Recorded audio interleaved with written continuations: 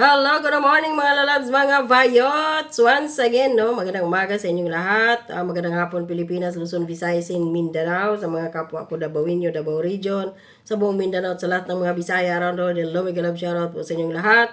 At sa mga kapwa ko din po, OFWs around the world. Hello, mega love shoutout mga lalabs, mga vayots. Good morning sa inyo.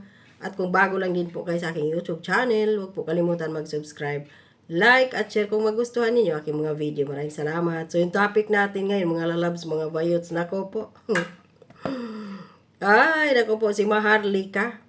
May binulgar kahapon sa kanyang YouTube channel dahil may isang tao na nasa custom din siguro yon, nagtatrabaho, na matino, na hindi na nakatiis dahil nga sa walang aksyon ang mga nasa Senado ngayon, nasa gobyerno ngayon ni Bongbong Marcos. About dito sa sinasabi, doon sa sulat kay Maharlika na mayroong mahigit 1 toneladang ipinagbabawal na gamot na nakatingga dyan sa, ewan ko kung saan pantalan yon, no? Na hinihintay na lang nila, naghihintay ng clearance na marilis. At dawit di umano dito si Sandro Marcos. Talaga, no? Kay bata-bata kung totoo to, halimbawa, talagang sinusunod yung yabag ng lolo. Hindi lang magnanakaw, ay sangkot pa. Sa bagay, yung pamilya din nila, di ba? According to Percy Lapid, nasa smuggling company. Hindi pala company, business. Smuggling business na according to Percy Lapid, kaya siya natsugi.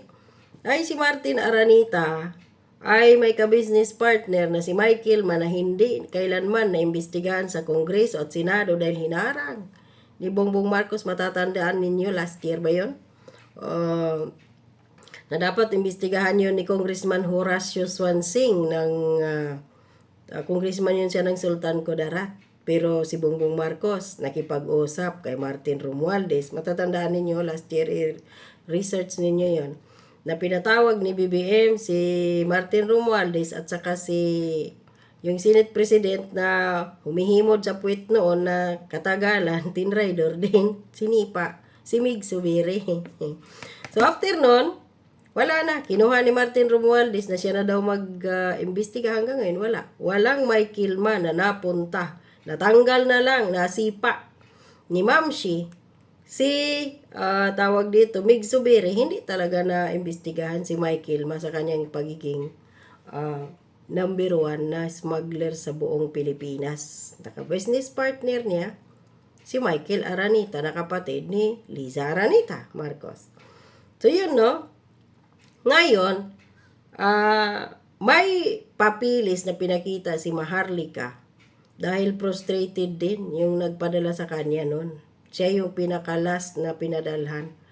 Na dito nga sa mahigit 1 tonelada na pinagbabawal na gamot na nakatingga ngayon sa custom. So, pinadalhan na daw yung ombudsman, yung PDEA, ng sulat na yon, ng report. Tapos, meron din sa Malacanang. Of course, Malacanang. Tatay nga, nagsisinghot-singhot doon . May pakibay yun? Wala. Of course. Lalo na yung involved dito ay nagtatrabaho sa opisina ni Marcos Jr. na isa pala itong PSGD o nasa Philippine Sports Commission pa. Or iwan natin kung saan siya doon. PSG ba ni Bongbong Marcos dahil magaling daw ito sa bang or sa Philippine Sports Commission at closed kay Sandro Marcos. At yun ang sinasabi ngayon na si Sandro Marcos daw ay isang padrino nito. So at nagiging syuta pala daw ito, ex pala ito, di umano ni Zinab Haraki.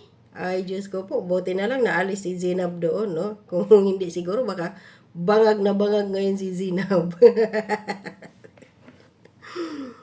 Yun, ang masaklap dahil napunta ito sa Senate President na sino ba ito? Yung si Chis Escudero, napunta na yung sulat na yon, yung report na yon sa mga senador. At Chis Escudero, Bato de la Rosa, Bongo, Francis Tolentino, yung manggagamit, at Risa Hontiveros, kay Senator Angara, napunta na din daw yung sulat na yun kay Senator Villanueva yata. Something ganyan, or Gatchal yan, basta something, ganyan yung pangalan. Ngayon, walang action, magto 2 weeks na. So, bakit walang action? Eh, alam na natin, dahil involved dito, di umano, si Sandro Marcos. So, ngayon, dito tayo kay Jojo de Guzman na lang, no? Kay Maharlika kasi mahaba yun. Kaya dito lang tayo kay Jojo de Guzman. Medyo maiksi. Ng mga mahilig magtira ng bato, di ba? As in bato, you know that, right? Clearance for the past 2 weeks. Okay? So, yung kargamento na ito, itong shipment na ito, may nilalamang 1,000 mahigit na illegal na asin at nakatenggalan doon. Ang sabi sa sulat, it is imperative. Okay. So, titignan natin yan dito sa Lika. So, ito yun. May nagsulat at naka-address ito sa mga senador. So, makikita naman ninyo dyan, no? Ayan, ho. Makikita ninyo dyan, ayan, PDEA, BOC, at nandyan yung mga intelligence, pati ombudsman, yung mga senators. Basically, nandyan yung mga senators, no? Para yung pinangalanan ko kanina. Tingin sana. Nandyan sila. Nandyan lahat mga yan. Pero walang dated action. Ito August 4. So, anong petsa ngayon? 15 na ngayon. Wala pa rin. Ano? Ni Haniho, wala. So sabi dito, Dear Customs, PDEA, and Senate, I'm writing to you to inform the container ship currently in the port holding over 1,000 kilograms of shabu, which has been awaiting customs clearance for the past 2 weeks. It is imperative that all containers due to clearance are thoroughly inspected for shabu, including the use of customs and PDEA dogs. The shipment in question is believed to be sent by the same parties responsible for the shabu found floating in the area. So ito po yung nabalita noon na bloke-bloke ng ano. Ito yung na-feature to kay Jessica Soho na may mga bloke-bloke ng mga ipinagbabawal na gamot na palutang-lutang dyan sa Ilocos area sa dagat na nahuli di umano or nabingwit na ng mga mangingisda.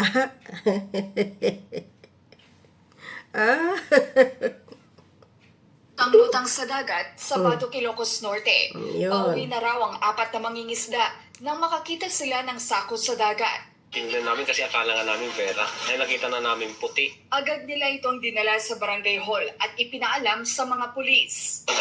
On-site screening test, ma'am, at lumabas po na positive na siya po yung mga anak ko. Ayun. Tinatayang mahigit 167.4 million pesos ang halaga ng 24 na bloke ng shabu.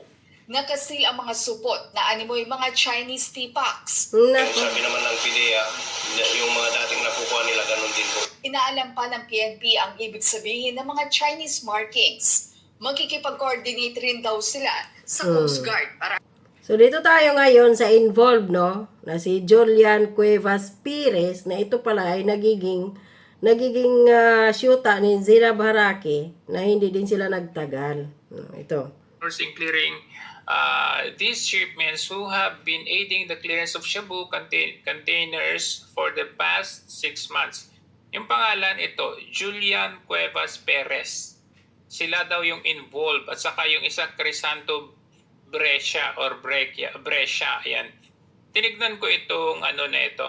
Dito ngayon. Both of these individuals have been receiving bribes in the past 6 months to help get drugs into the country. A simple investigation as to their finance, lifestyle check dapat ito. So, ni-lifestyle check po natin. Ito pala yun. At hindi lang yan, close kay Sandro Marcos, itong si Julian Cuevas Perez. Ni Zainab. Panoorin natin ito. Nahalughog pa si Zainab. napaka-privado. Ito, 2 years ago ito. Siyempre, iba yung 2022 boyfriend ni ngayon. Zainab ngayon eh. Yung tao ni Julian Cuevas na makikita naman sa kanyang social media account dahil mula sa kanyang Instagram hanggang Twitter account ay pribado at pili lamang ang Natural pinapasilip private nito sa dahil kanyang may buhay. kababalaghang ginawa. Illegal pala yung aktibidades eh. Siya ang pinaghihinalaan na boyfriend ni Zainab Harake. Tingnan nyo naman yun, oh. Naka-Lamborghini. Oh, Mukhang Mukhang sa US pa yan.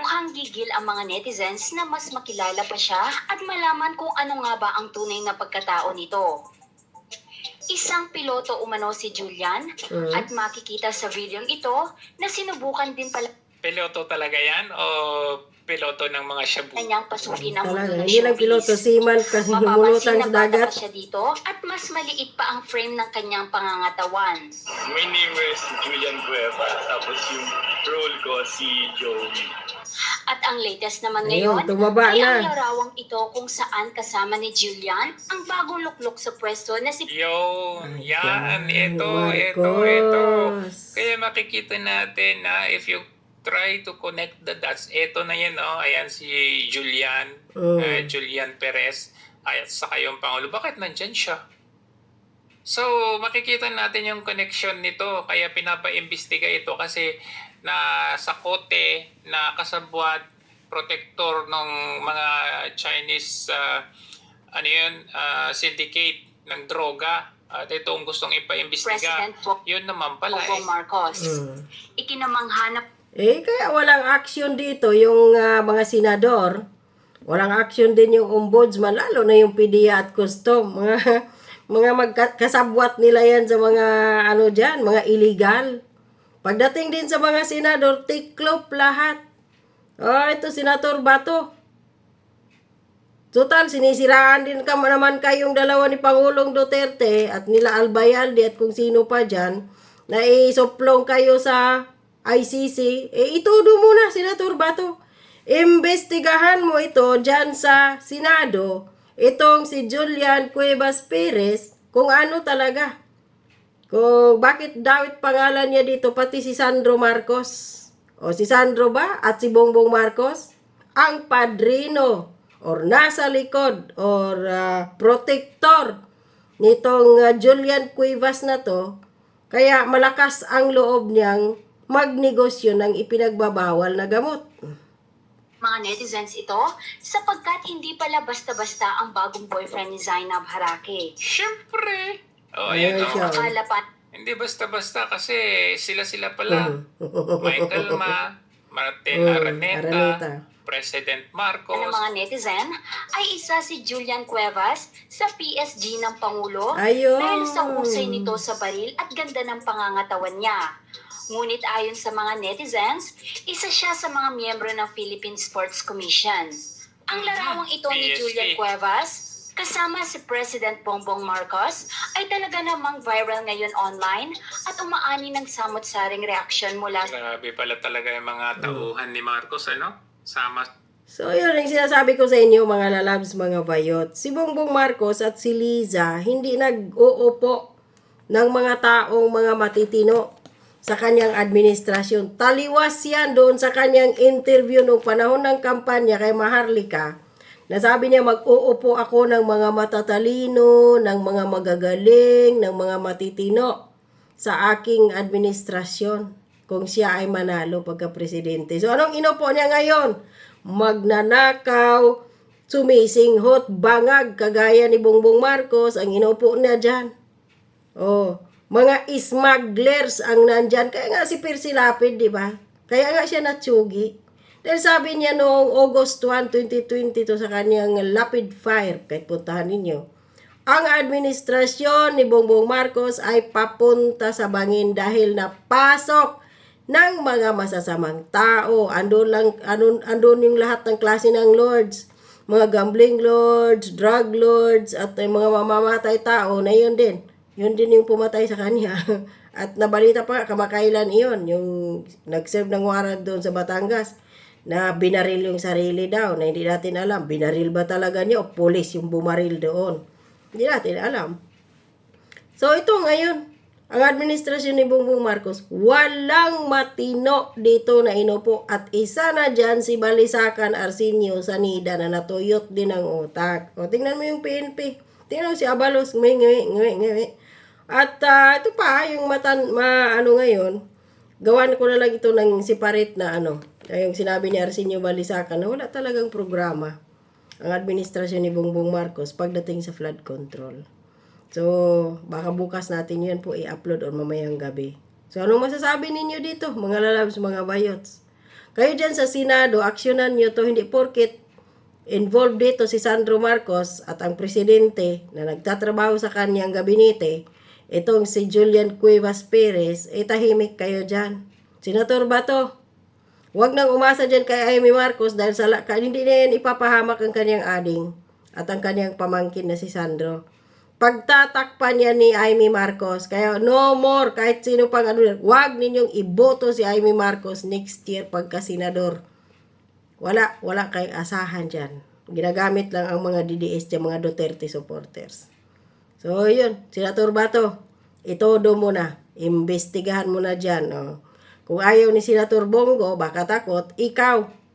Total, ipapakulong ka naman lang ni Marcos Jr. sa ICC. Di, imbestigahan mo yung kanyang anak at itong si Cuevas na to. Kung ano yung relasyon nila dyan sa mahigit 1 toneladang ipinagbabawal na gamot na nakatingga dyan ngayon sa Pantalan, dyan sa custom.